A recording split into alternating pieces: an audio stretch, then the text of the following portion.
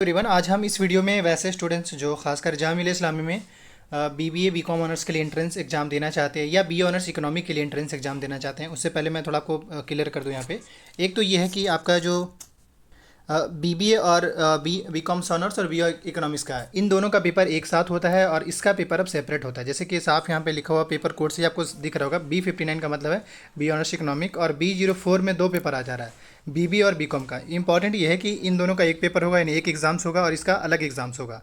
और इसके बाद जब एग्ज़ाम देंगे तो अगर सपोज करें सिर्फ इसमें देना चाहते हैं तो सिर्फ आप इसका फॉर्म फिल करिए, अदरवाइज आप दोनों का फॉर्म फिल कर सकते हैं, इसमें कोई इशू नहीं है। मतलब मल्टीपल फॉर्म फिल कर सकते हैं, लेकिन एक ही कोर्स में 2 से 3 फॉर्म नहीं फिल कर सकते। जैसे कि आप सिर्फ बीबीए में 2 फॉर्म नहीं, एक ही फॉर्म फिल कर पाएंगे। ठीक, अब आगे इंपॉर्टेंट ये है कि यहाँ पे अगर बात करें, जैसे मैं तीनों का इसलिए ऐड कर रहा हूँ ताकि जो आपका कन्फ्यूजन भी क्लियर हो जाए यहाँ पे। इसमें इंपॉर्टेंट ये है कि ऑब्वियसली आप जानते हैं बैचलर डिग्री है तो 3 इयर्स तो लगेंगे ही। और सीट्स की बात करें तो बीबीए में जो है वो 44 सीट्स है और 55 सीट्स जो बी कॉम्स में, और बी ऑनर्स इकोनॉमिक में जो है सेम यहाँ पे 53 सीट्स है। अब इन सब में इंपॉर्टेंट ये कट ऑफ के बारे में बात करेंगे। देखिए कैसे प्रिपरेशन करना उसके बारे में और कट ऑफ के बारे में पहले यहाँ आपको आइडिया दे रहे हैं। कट ऑफ जो होता है ऑलमोस्ट सब में कॉमन होता है, सेम रहता है, ऑलमोस्ट अब 2-4 मार्क्स का फर्क रहता है। अब कहेंगे कितना कट ऑफ होता है, तो कट ऑफ पे एक सेपरेट वीडियोस एनालिसिस करा जाएगा कि लास्ट ईयर कितना रहा है। लेकिन बता दें आपको पहले ही कि कट ऑफ जो लास्ट ईयर जो रहा है वो 50 से 60 के बीच में कट ऑफ गया है इसमें, तो आपको उसी हिसाब से तैयार करना पड़ेगा। अब आगे इंपॉर्टेंट ये है कि फ़ी को लेकर, जैसे कि अगर देखें तो 7200 जो है बी ऑनर्स इकोनॉमिक का है, बी कॉम ऑनर्स का 7 सेम है, और बाकी जो है बीबीए का ये इसका जो 13,000 है। ये रहा आपका, मैंने आपको बताया 2 चीज़ें फ़ी को लेकर और कोर्स डिटेल। अगर हम इसमें बात करें डिपार्टमेंट का, तो ये डिपार्टमेंट ऑफ इकोनॉमिक्स का पार्ट है और business commerce and business studies का ये 2 पेपर है। बीबीए और दोनों का पेपर अलग अलग होता है। पहले एक बार होता था, 2021 से बदल गया प्रोसीजर इसका। 2021 से होता है ये कि बी इकोनॉमिक्स का एक पेपर होता है, मतलब अलग होता है, और बीबीए का और बीकॉम्स का एक साथ होता है। तो अब आते हैं नेक्स्ट। जहाँ तक अगर हम फॉर्म की बात करें तो ये सेम टाइम एक ही बार में सबका फॉर्म आता है। ऐसा नहीं कि बीबीए का पहले और बीकॉम ऑनर्स का और बाकी कोर्स का बाद में, सबका एक बार ही फॉर्म आता है। फॉर्म की बात करें तो इस मंथ के एंड तक आने के पूरे चांस है। बाकी अगर हम फॉर्म फिल करने के चार्जेस की बात करें तो आपका 550 लगेगा। एक फॉर्म फिल करेंगे तो आपको 550 पे करना पड़ेगा, और अगर मल्टीपल फॉर्म फिल करते हैं तो आपको उसी सबसे 550 और ऐड कर दिए, ऐसे ही बढ़ता जाएगा। बाकी अगर रिजर्वेशन की बात करें यहाँ पे, तो रिजर्वेशन भी है।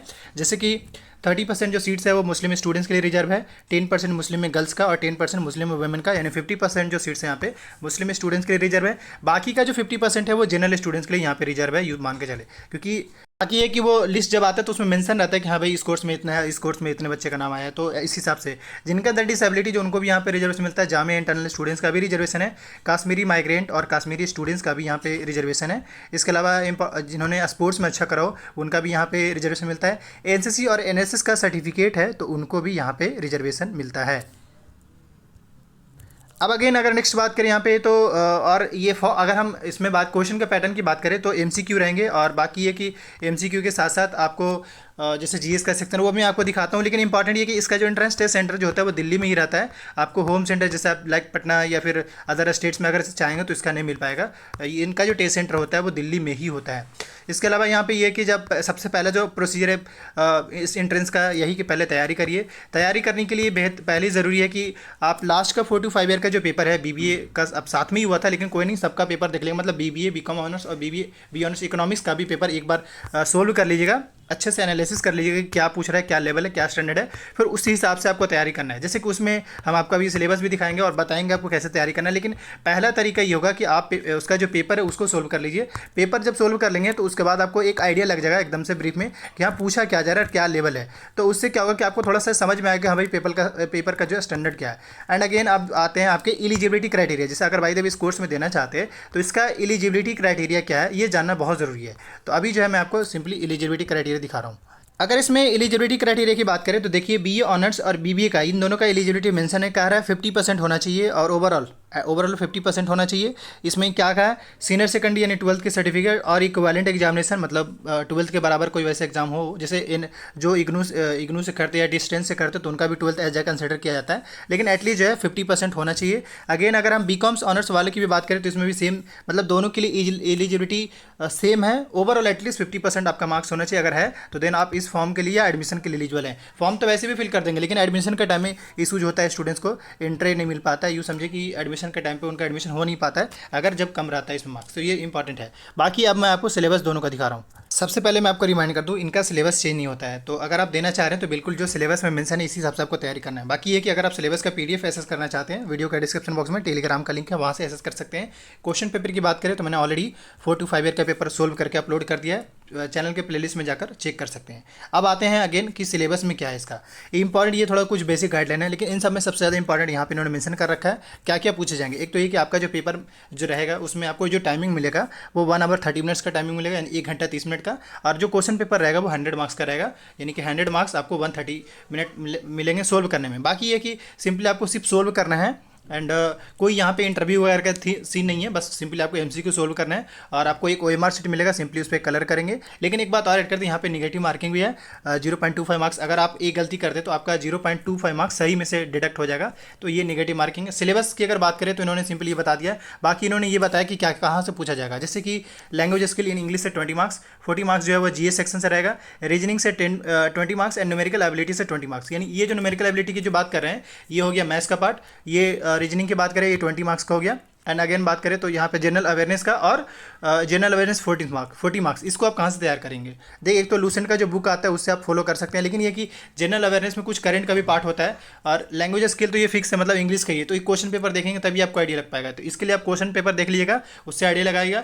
बाकी ये है कि क्वेश्चन पेपर के हिसाब से जो टॉपिक मतलब बार बार रिपीट हो रहा है उस हिसाब से तैयारी करना है। जैसे कि ये मान के चलिए मिनिमम जो है आपको एटलीस्ट, अगर इंग्लिश सेक्शन की बात करें तो आपका नरेशन वॉइस, इसके अलावा ये प्रीपोजिशन हो गया, आर्टिकल हो गया, पार्ट्स ऑफ स्पीच के जितने पार्ट है वो सारा एटलीस्ट ये मिनिमम हो गया। इसके अलावा antonym, synonym, one word substitution, ये इंग्लिश में मिनिमम टॉपिक हो गया। बाकी ये कि क्वेश्चन पेपर देखेंगे तो आपको कंप्लीट आइडिया लग जाएगा, और क्वेश्चन पेपर के हिसाब से ही तैयारी करना है। ये इंग्लिश का सेक्शन मैंने बताया।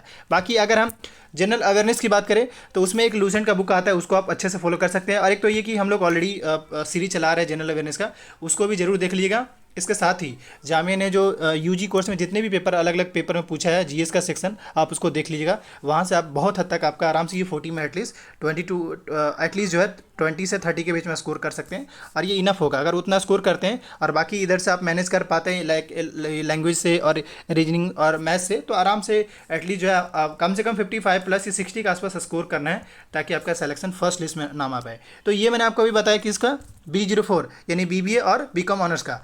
अब हम जो है आपका बी ऑनर्स इकोनॉमिक वाले उनका बाकी पीडीएफ एक्सेस करने के लिए टेलीग्राम का लिंक मेंशन है। अगर आप लास्ट में मैं बताना चाहूँगा बी ऑनर्स इकोनॉमिक का साथ सेम सीन है, बट इसमें टाइम इन्होंने घटा दिया है, 90 मिनट्स का रखा है, 100 MCQ रहेंगे, 0.25 मतलब दोनों फर्क कर दिया है। टाइमिंग इसमें कम कर दिया कि उसमें टाइमिंग नहीं कम नहीं बल्कि वही है, क्योंकि 90 मिनट के हिसाब से वैसे 1 hour 30 minutes होते हैं।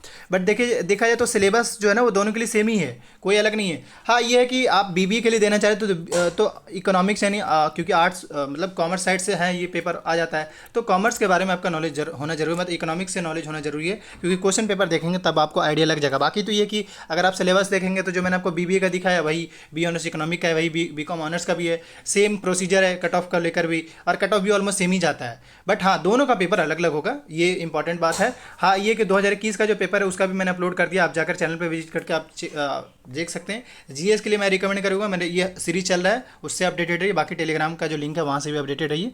Thank you.